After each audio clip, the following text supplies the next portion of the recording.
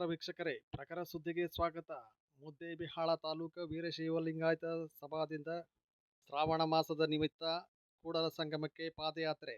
ಪವಿತ್ರ ಶ್ರಾವಣ ಮಾಸದ ನಿಮಿತ್ತವಾಗಿ ಗ್ರಾಮ ದೇವತೆಯ ಕಟ್ಟೆಯ ಮೇಲೆ ಪ್ರಭುರಾಜ್ ಕಲಬುರ್ಗಿ, ಬಸಯ್ಯ ನಂದಿಕೇಶ್ವರ ಮಠ್, ವೀರಶೈವ ಮಹಾಸಭಾದ ಕಾರ್ಯದರ್ಶಿ ಸಂಗಣ್ಣ ಕಟ್ಟಿ ನೇತೃತ್ವದಲ್ಲಿ ಬಸವೇಶ್ವರ ಸರ್ಕಲ್ಗೆ ಆಗಮಿಸಿ ಪೂಜೆಯನ್ನು ಸಲ್ಲಿಸಿ ನಂತರ ಕ್ಯಾಮ ದೇವಿಯ ಗುಡಿಯ ನಂತರ ಜಯಘೋಷವನ್ನು ಮೊಳಗುತ್ತಾ ಪಾದಯಾತ್ರೆಯನ್ನು ಪ್ರಾರಂಭಿಸಿದರು.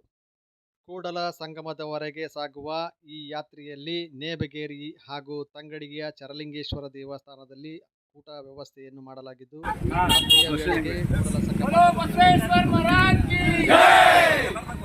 ಕೂಡಲ ಸಂಗಮ ಶರಣರಿಗೆ, ಕೂಡಲ ಸಂಗಮನಾಥನಿಗೆ.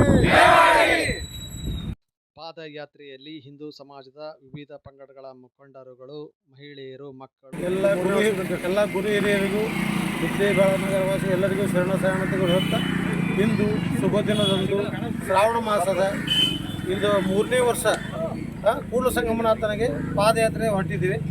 ಎಲ್ಲರೂ ಒಗ್ಗಟ್ಟಾಗಿ ಒಂದೇ ಅಭಿಪ್ರಾಯದಿಂದ ಎಲ್ಲರೂ ಮುದ್ದೇಬಿಹಾಳ ಆಗಲಿ, ಎಲ್ಲ ಸರ್ವ ಜಗತ್ತಿಗೆ ಒಳ್ಳೆಯದಾಗಲಿ ಅಂತ ನಾವು ಬೇಡಿಕೊಂಡು ಸಂಗಮನಾಥಕ್ಕೆ ರುದ್ರಾಭಿಷೇಕ ಮಾಡಲಿಕ್ಕೆ ಎಲ್ಲ ಹೊರಟಿದ್ದೀವಿ.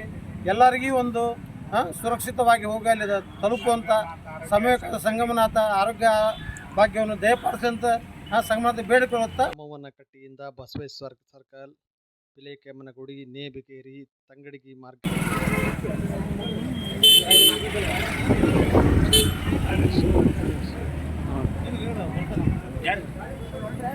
ಇಲ್ಲಿಂದ ಸ್ಟಾರ್ಟ್ ಮಾಡೋಣ ಅಣ್ಣರ.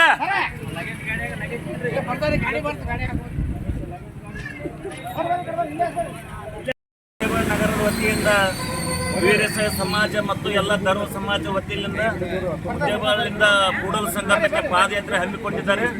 ಅದರ ನೇತೃತ್ವ ರಾಜು ಕಲಬುರ್ಗಿ ಅವರ ಅಧ್ಯಕ್ಷರ ನೇತೃತ್ವದಿಂದ ಈ ಮೂರನೇ ವರ್ಷ ಪಾದಯಾತ್ರೆಯಿಂದ ಕೂಡಲ ಸಂಗಮೇಶ್ವರನಾಥಗೆ ದರ್ಶನ ತಗೊಳ್ಳೋದು.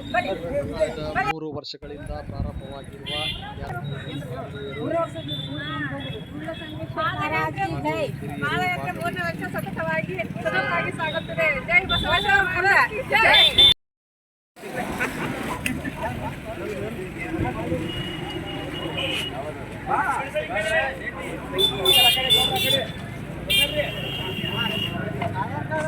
ಕೂಡಲ ಸಂಗಮ ಕ್ಷೇತ್ರವು ನಾಡಿನ ಪ್ರಸಿದ್ಧ ಕ್ಷೇತ್ರವಾಗಿದ್ದು, ವೀರಶೈವ ಲಿಂಗಾಯತರಿಗೆ ಸಂಗಮನಾಥನ ದರ್ಶನ ಅತಿ ಪವಿತ್ರ ಕಾರ್ಯವಾಗಿದೆ. ಇತ್ತೀಚಿನ ದಿನಗಳಲ್ಲಿ ಕೂಡಲ ಸಂಗಮ ಅಡಿಯಾಳ ಸೇತುವೆ ನಿರ್ಮಾಣವಾಗಿದ್ದು, ಉದ್ಘಾಟನೆ ಆಗದೇ ಇದ್ದರೂ ಪಾದಚಾರಿಗಳಿಗೆ ಅನುಕೂಲವಾಗಿರುವುದರಿಂದ ಕಳೆದ 3 ವರ್ಷಗಳಿಂದ ಮುದ್ದೇಬಿಹಾಳದಿಂದ ಕೂಡಲ ಸಂಗಮನಾಥಗೆ ಪಾದಯಾತ್ರೆ ನಡೆಸಲಾಗುತ್ತಿದೆ.